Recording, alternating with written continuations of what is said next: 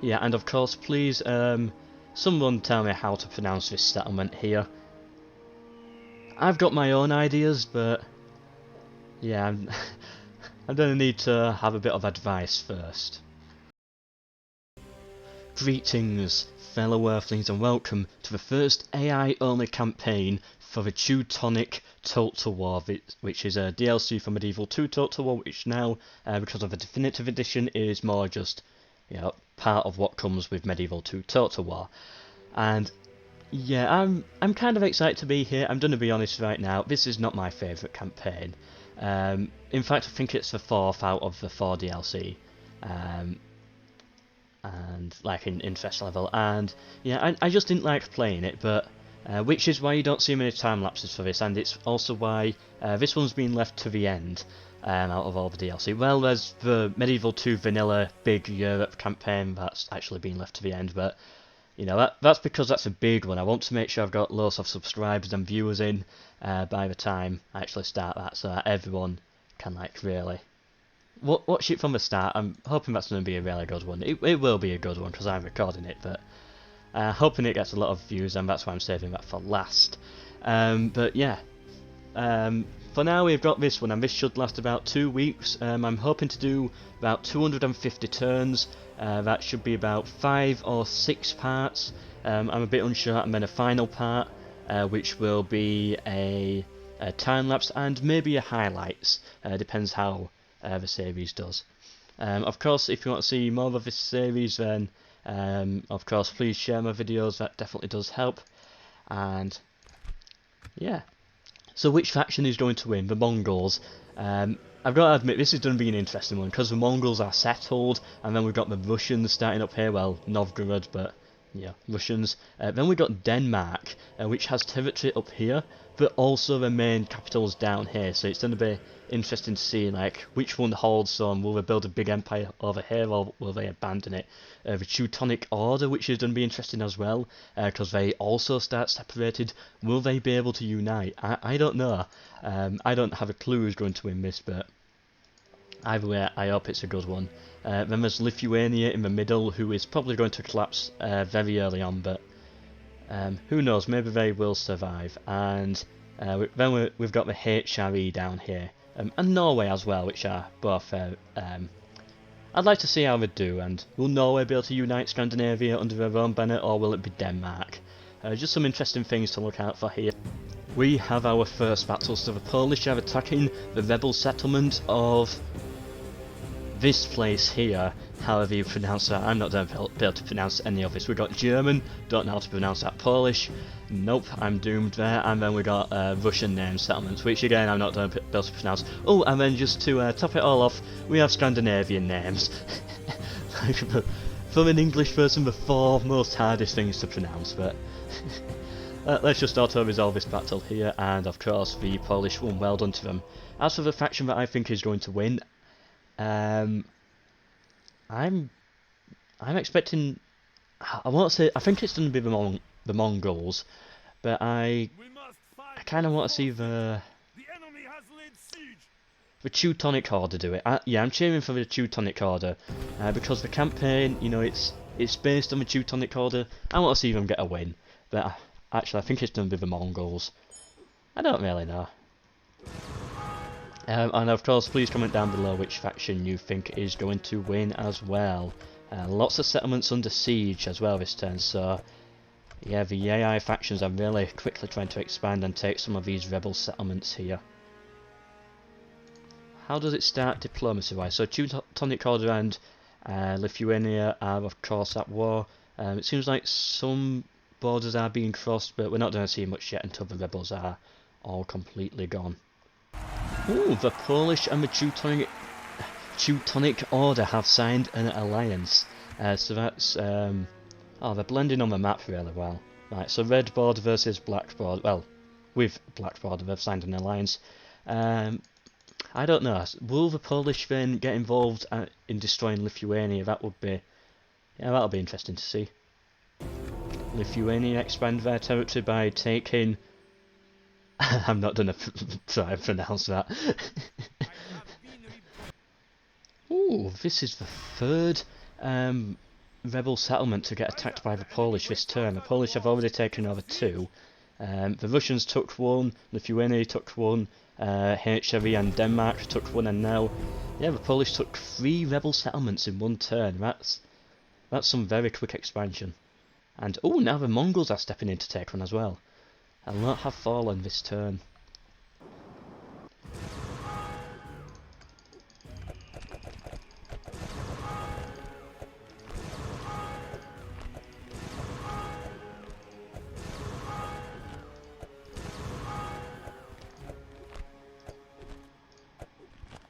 Yeah, that's how many settlements fell that turn.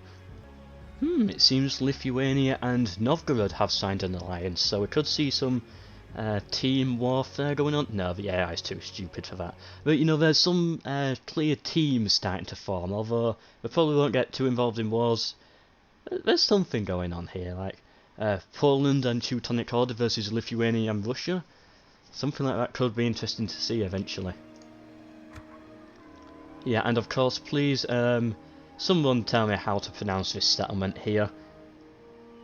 I've got my own ideas, but yeah, I'm gonna need to have a bit of advice first. So the Danish are now expanding over here rather than more in Denmark. I thought, you know, of course the AI is going to split up, but if I was playing as Denmark, I'd probably just give up on this and focus heavily more down here. I don't like separated borders and border. Yeah, it's just horrible. You know, I'm all about big blobs, as I've said before. That's how I like my empire. And it seems like I think I saw Norway's trying to expand here into modern day Sweden, completely avoiding these 2 settlements, but they want this one for some reason. And good luck to them with it. Well done to Norway. You know what? I'm also rooting for Norway in this one. The underdog of the campaign. Come on, Norway. You can do it. I believe in Norway. Seems like the Teutonic Order are having some rebel problems. And as we can see here, the HRE now have expanded, taking all the rebel settlements that were local, and now, where do they go next? They can't take any more rebel settlements, and they need to expand. They're going to war very soon, either with the Polish or with Denmark. And this army doesn't mean anything yet, but it's giving us a few hints at where they might be interested in going. Ooh, some quite big alliances have been signed. So Denmark signed an alliance with Poland and the Teutonic Order, and with Novgorod. Is Denmark just trying to play neutral? I'll just sign an alliance with everyone. Yeah, Denmark have 3 alliances right now, and some quite powerful ones. I'm guessing Norway, the Mongols and the Lithuania. They're the only factions that are not allied with Denmark, but I'm sure, you know, Denmark, they'll be signing some alliances with them very soon. The Mongols, they've got quite a lot of territory in the southeast of the map, however, they're avoiding Chernobyl. Which, of course, you know, it's natural that you'd want to avoid this place, but, you know, not at the year 1257. I think it's safe at 1257. As expected, the HRE, they've got to go somewhere, and of course, they went for the Danish. So, yeah, now they're at war with Denmark. And I don't know who's going to win. I think this was definitely the best idea. I think HRE should have gone Denmark rather than Poland as they are doing, but yeah, I don't know if they're going to do it. Maybe Denmark might take a few settlements, maybe the HRE will. Either way, you know, these early wars here, they're always quite deciding. So, yeah, both these nations' fates depend on this war. The HRE and Denmark have signed a truce. Okay, maybe what I said scared them a bit. Maybe they've realised, oh, we're not actually ready for this war yet. And they've also signed an alliance with the Teutonic Order, which I don't know why they'd want that, because now I don't know where the HRE are planning on going. If they were signing an alliance with the Teutonic Order to possibly set themselves up to go to war with Poland, then that would make sense, but they're allied with the Polish, so surely just continue with Denmark. That being said, they don't have troops. Maybe both factions got worried and chickened out. Who knows?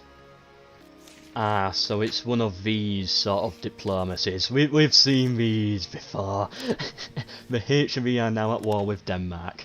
What was it? There was a campaign I did last where this just kept happening over and over again. Actually, it's happened in the last two. The Crusades campaign, it happened. I can't remember with the factions, but it happened.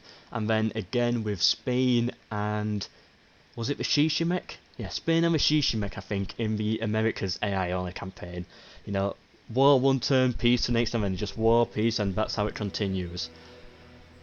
Oh well. It's always fun to make fun of. And of course, the Teutonic Order and Novgorod are at war. And some alliances have been broken. Yeah, that's... the Teutonic Order, they're probably going to start struggling a bit. I've been keeping a keen eye on them, and nothing's really happened between them and Lithuania, but, you know, now the Novgorodians are in, I'm just going to call them the Russians. Now that the Russians are getting involved, you know, the Teutonic Order might start to break. Russians are already in the territory, so...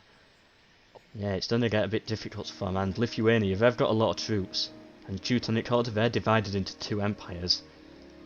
They're going to struggle. I think they can hold, but it's going to be a difficult campaign for them. Ooh, some more wars have broken out. Poland and Lithuania, and the HRE and Poland. Two that I did not expect. So first of all, the HRE were allied with the Polish, and then they went to war with Denmark, and now they're at war with the Polish. What is it with Germans and fighting wars on two fronts? It gets them every time. But hopefully they can like sort this out this time, and... yeah, they should be able to take Denmark, I think, but Poland, that might be a bit more difficult, but maybe not, because Poland and Lithuania are at war, so that's, Poland are fighting on two fronts as well, so it's not doing it too bad, but Poland, they're already making their move into Lithuania, about to take some territory there, possibly. I don't know, let's see what happens. Oh, Lithuania came in with reinforcements and forced them out, so that was... yeah, that didn't go too well for them, but... you know, they've still got more armies, they can try it again. The Mongols are now at war with the Polish. Good, it's good to see the Mongols starting to move now. And the HRE are at war with Poland. I guess there was some weird one-turn truce thing again, but that I missed. And the Teutonic Order and the HRE have broken their alliances, so diplomacy is really kicking off right now. Loads of wars happening. Everyone's involved in something except for Norway, who are just... you know, they're playing their own game, and good luck to them with it as well. Good luck, Norway. Go on, I'm supporting you. Good luck, Norway. Time machines have been invented. Which faction is going to take advantage of this new technology first? Because it's going to be quite a big one. I think Russians are going to get hold of the time travel first, but the HRE, they're going to get human cloning first. The Teutonic Order is attempting to unite their territory by taking the castle of Palanga from Lithuania. They've got a lot of troops here. I think they can do it. Oh, they got defeated. Lithuania pushed them back. They were starving it out for about 3 turns, but yeah, it wasn't enough. Lithuania saved the day. I don't think a faction has lost any actual territory yet. They've taken a lot of rebel settlements, but no one's lost anything. Hopefully we can start seeing some, well, at least a faction start getting beaten down a little bit in this episode. We usually do. Usually takes a bit of time because everyone's after the rebels early on. But you know, once those settlements start to fall, it's a completely different campaign. Truce has been signed between the Mongols and the Polish. And the Mongols have signed an alliance with Denmark. What is it with the Danish and alliances in this campaign so far? 20 turns in they've signed, and actually they've got an alliance with Norway as well, so let's take a look at this. I want to see this. They have an alliance with Novgorod, Poland, Norway and the Mongols. They once had one with the Teutonic Order. The HRE and Lithuania are the only two that they have not had an alliance with yet. However, I'm still counting on it. Sometime in this campaign they will have an alliance with them, I'm sure they will. That seems to be the strategy they're going, just ally with everyone. Everyone's an ally in this campaign. The Teutonic Order are clearly on the defensive here. They've got a full settlement, 20 stack units, and it's just yeah, they're stacking up in their settlements and trying to hold out against the Russian and Lithuanian invaders. Or rather Teutonic Horde of the invaders, I don't know, whatever, but we won't get into all that. We'll just say that the borders at the start, that's how it's always been. We'll just go with that. So yeah, can they hold? Event for the time being, I think they can, but the Teutonic Horde, if they're not being aggressive and only defensive, eventually it will break, I think. Maybe not, but I think it will. As soon as Denmark and Norway share a border, Denmark go in for the kill, and they've already got the Norwegian capital under siege. Two very small armies here, but I think Denmark could actually take this, even though they've only got 3 squads, and Norway, they've got... Why does Norway not have an army?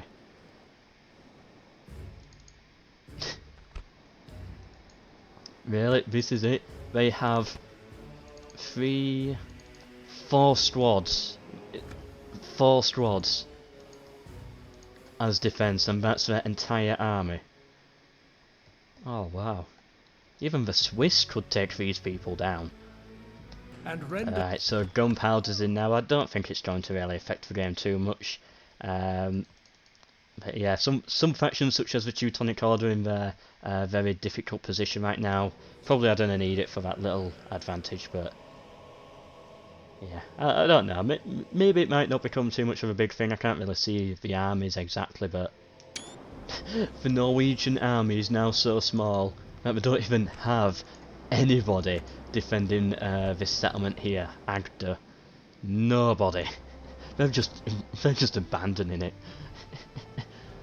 They must have like some soldiers hiding in the trees somewhere. That's what I'm guessing. Now I can't see them, but why have they got no troops? And of course, this settlement here has fallen to the Danish. Norway, you need an army. Well, just some soldiers at least. Maybe this might have been their army and they turned rebel. I don't know. I don't know what went wrong with Norway. They've got no troops here. Denmark, just send a cavalry unit down to take that. War has been declared. Ooh, the Mongols and Lithuania. And they've already got 1 settlement under siege. I think we could take this. And, oh, by the way, this Norwegian settlement here, first faction settlement to fall. Which is interesting to see. Wait, what? Hostilities have been seized between Norway and Denmark, and Norway have taken their capital back. With no soldiers. And no soldiers here. I got a couple of squads over here. And a fleet. I don't know, was that... Whoa. Was there just a trade deal then? Did the AI just trade that settlement for peace? No, why would Denmark do that? That wouldn't make any sense. Maybe to vassalize them? No, they didn't vassalize them. I doubt it. I doubt they did that, but... You know, that's what it looks like happened.